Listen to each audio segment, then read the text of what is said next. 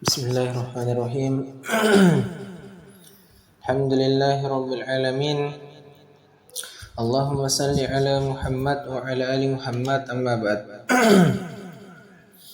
Pada kesempatan ini saya ingin menyampaikan mengenai ngerinya neraka.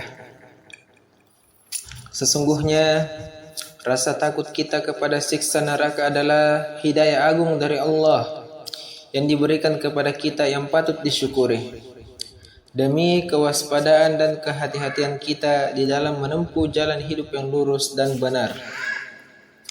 Mari kita mencoba mengetahui beberapa poin penting yang berkaitan dengan neraka, agar keimanan kita bertambah dan selalu berusaha meninggalkan maksiat-maksiat atau dosa-dosa yang dapat menjerumuskan kita ke salah satu jurangnya yang sangat dalam. Sebab kejahilan kita terhadap hakikat neraka akan membuat kita menyepelekan faktor-faktor berbahaya yang dapat membuat kita menjadi salah satu dari penghuni tempat sadis tersebut. Poin yang pertama, neraka adalah sebuah tempat yang sangat luas yang diciptakan oleh Allah Subhanahu wa taala untuk menyiksa hamba-hambanya yang bermaksiat, membangkang maupun kafir kepadanya. Dan neraka itu terus merasa kurang untuk diisi sampai Allah Subhanahu wa taala meletakkan tapak kakinya. Kemudian neraka berkata, "Cukup, cukup." Sebagaimana disebutkan dalam hadis riwayat Al-Bukhari dan Muslim dari Abu Hurairah. Kemudian poin yang kedua, neraka mempunyai 7 pintu.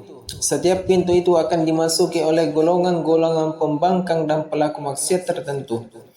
Allah Subhanahu wa taala berfirman dalam Al-Qur'an, "Laha sab'atu abwabil likulli babin minhum juz'un maqsum." Artinya, Jahannam itu mempunyai 7 pintu. Tiap-tiap pintu telah ditetapkan untuk golongan yang tertentu dari mereka.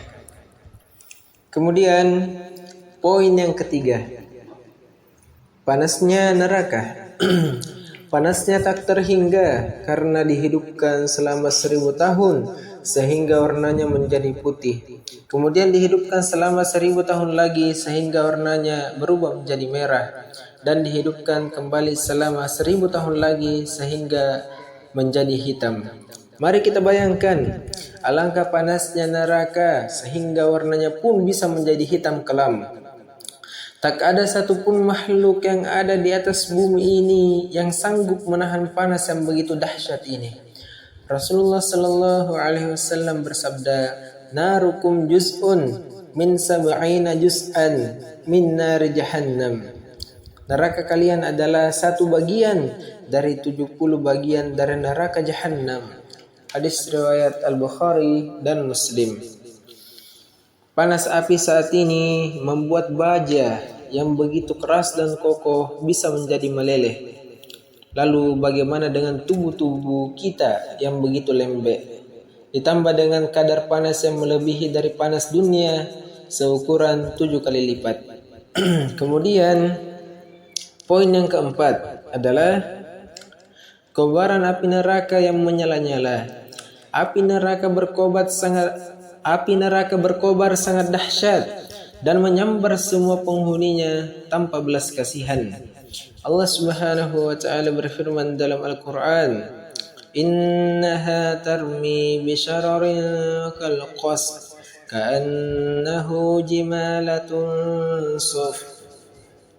Sesungguhnya neraka itu melontarkan bunga api sebesar dan setinggi istana, seolah-olah ia iringan unta yang kuning.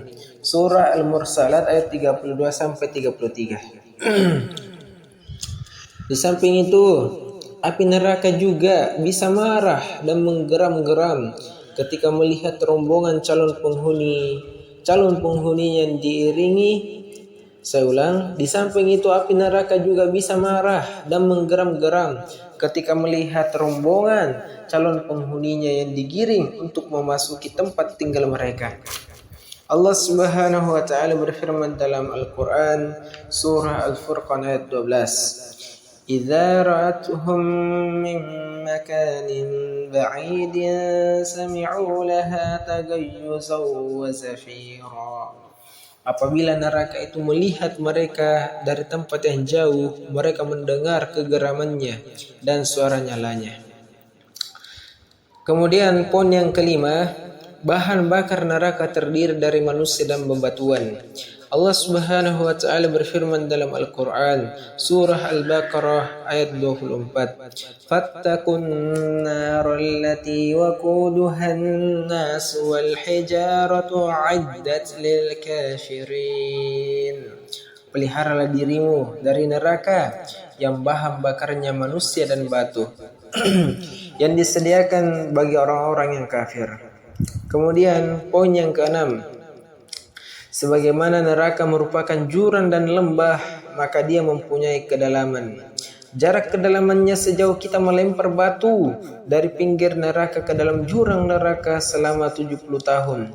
Satu keterangan dari sahabat Abu Hurairah menjelaskan, Kunna ma'a Rasulillahi sallallahu alaihi wasallam إذ سمع وجبة فقال النبي صلى الله عليه وسلم تدرون ما هذا قال قلنا الله ورسوله أعلم قال هذا حجر رمي به في النار منذ 70 خريفا فهو يهوي في النار الآن حتى انتهى إلى قعرها.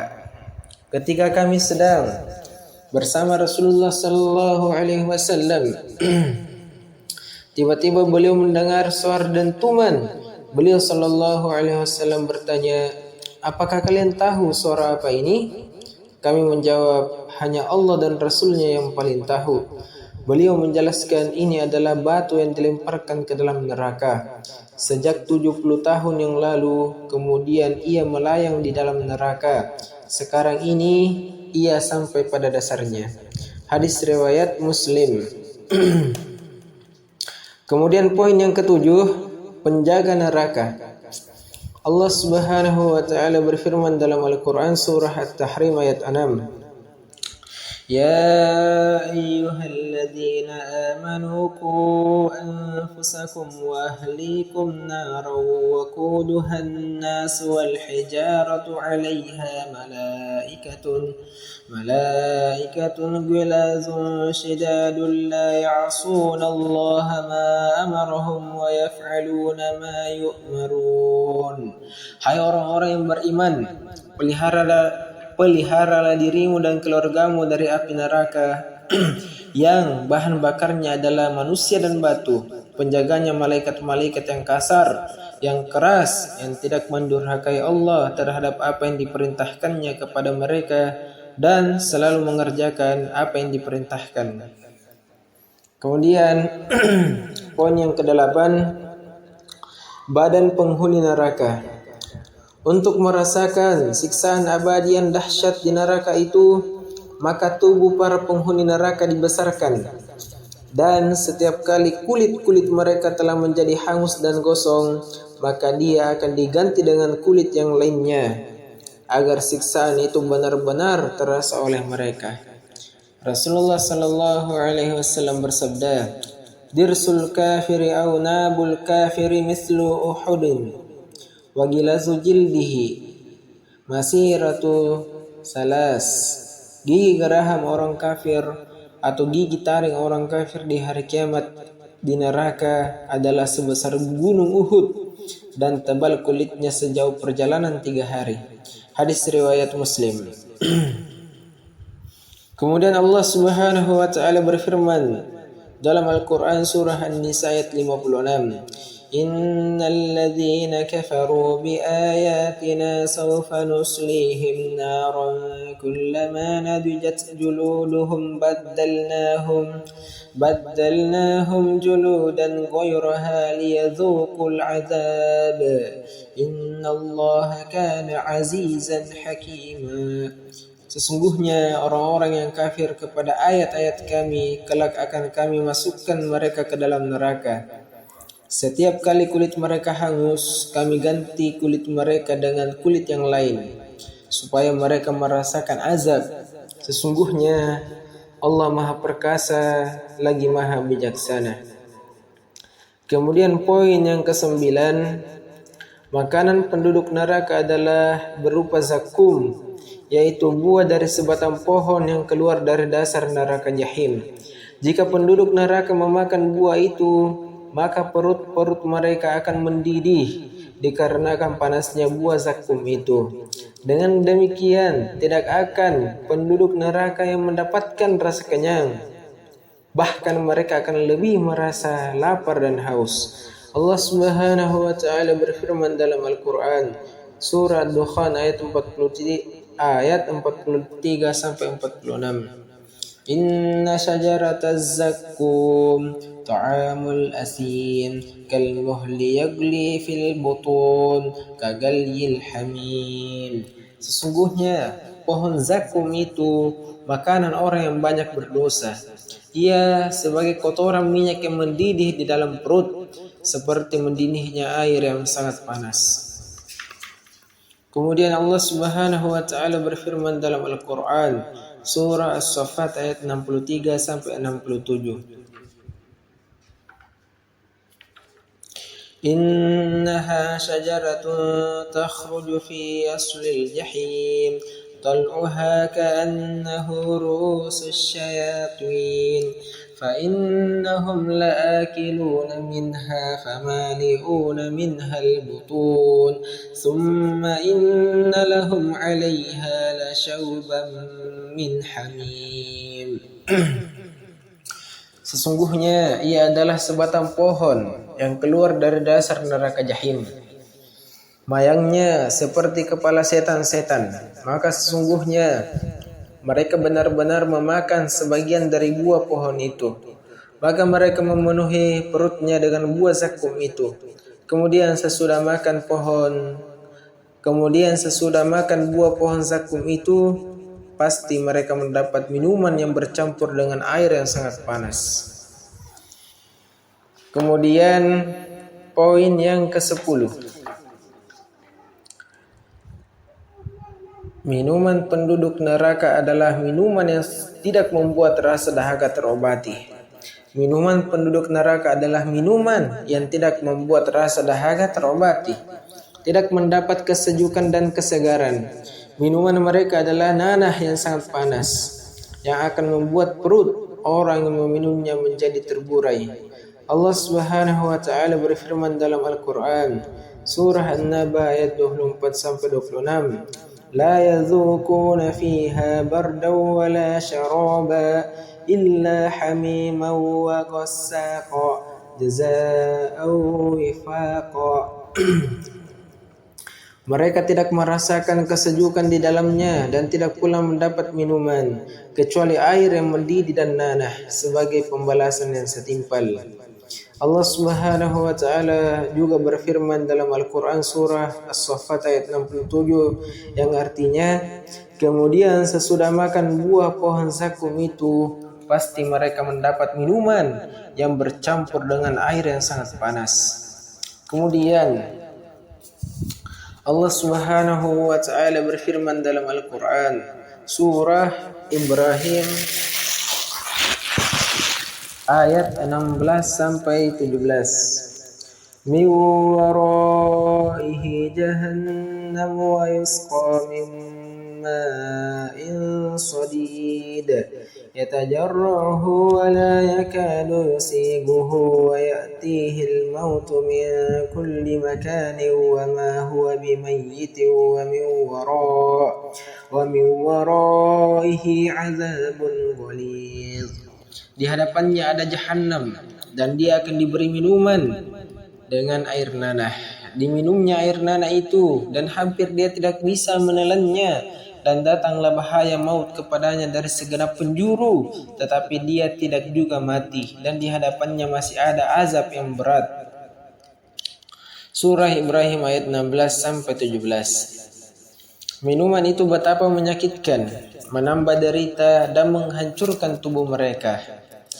Siksaan bagi penduduk neraka sangatlah bervariasi, tetapi semua siksaan itu tidak ada yang ringan, sebab Rasulullah Sallallahu Alaihi Wasallam menjelaskan bahwa siksaan yang paling ringan adalah apabila bara api neraka diletakkan di bagian lekuk telapak kaki seorang hamba, maka otaknya akan mendidih. Rasulullah Sallallahu Alaihi Wasallam bersabda, Inna ahwana ahlin nari azaban yaumal qiyamati la rajulun tuda'u fi akhmasi qadamaihi jamratun yagli minha dimaguh. Sesungguhnya azab yang paling ringan yang menimpa penduduk neraka pada hari kiamat adalah apabila bara api diletakkan di lekuk kedua telapak kaki seseorang, maka otaknya akan mendidih. Hadis riwayat Al-Bukhari. Mereka akan memakan bara api sepenuh perut mereka diakibatkan tindakan mereka di dunia, memakan harta anak yatim dengan cara yang zalim. Allah Subhanahu wa taala berfirman dalam Al-Qur'an, surah An-Nisa ayat 10, Innal ladzina ya'kuluna amwalal yatama zulman innama ya'kuluna fi butunihim naran wa yaslawna sa'ira. Sesungguhnya orang-orang yang memakan harta anak yatim secara zalim, sebenarnya mereka itu menelan api sepenuh perutnya dan mereka akan masuk ke dalam api yang menyala-nyala atau neraka. Surah An-Nisa ayat 10. Muka-muka dan punggung-punggung mereka dipukuli oleh para malaikat tanpa mengenal rasa belas kasihan. Allah Subhanahu wa taala berfirman dalam Al-Qur'an, Walau tara iz yatawaffal ladzina kafarul malaikatu yadribuna wujuhahum wa adbarahum wa dzuqu adzabal hariq. Kalau kamu melihat ketika para malaikat mencabut jiwa orang-orang kafir seraya memukul muka dan belakang mereka dan berkata, rasakanlah olehmu siksa neraka yang membakar. Tentulah kamu akan merasa ngeri. Surah Al-Anfal ayat 50. Ada juga di antara mereka yang disiksa dengan disetrika lambung dan punggung mereka dengan emas serta perak yang tidak mereka zakatkan ketika mereka berada di dunia. Di antara mereka pun ada yang disiksa dengan dicambuk tanpa henti dengan besi-besi panas. Setiap kali mereka akan keluar, mereka digiring kembali untuk merasakan cambuk-cambuk besi tersebut. Ada juga yang dibelitkan rantai api neraka jahanam ke leher-leher mereka dan tangan-tangan mereka. Serta rantai tersebut dibelenggukan di kaki-kaki mereka. Siksaan itu tiada berkesudahan, bersambung dan bersambung sepanjang hari. Itulah kedahsyatan neraka dan siksaan neraka. Tidak ada seorang makhluk pun yang mampu menanggung beban pedih dan sakit dari siksaan itu. Maka marilah kita senantiasa memohon perlindungan kepada Allah agar dijauhkan dari siksaannya. Dan marilah kita senantiasa memohon taufik kepada Allah agar diri kita, segenap anggota keluarga kita, masyarakat kita dan seluruh umat Islam, terutama para pemimpin bangsanya, semuanya mendapatkan hidayah untuk melaksanakan ibadah yang benar, beramal saleh dengan tulus ikhlas, serta menjauhi segala bentuk kemaksiatan yang menyebabkan kita terjerumus ke dalam neraka. Marilah kita bertobat, marilah kita bersihkan hati dan jiwa kita dari yang pertama kekufuran, kemunafikan, kesyirikan, riya, sihir dan sebagainya. Yang kedua kesombongan, keangkuhan, ujub, egois, mementingkan diri sendiri, bakhil, kikir. Yang ketiga hasad, iri, dengki, putus asa, marah dan dendam. Kemudian marilah kita jaga mulut kita dari yang pertama dusta, bohong, adu domba, ghibah, gosip, berbicara tanpa ada manfaat atau berlebihan, mengejek, menghina, mengumpat, durhaka, bicara jorok, menuduh, bersumpah palsu dan khianat. Yang kedua bergurau, banyak tertawa, banyak lelucon sehingga kurang sekali berzikir. Ini dua. untuk yang kita jaga dari mulut kita. Marilah kita jaga tangan dan seluruh anggota tubuh kita dari perbuatan zalim.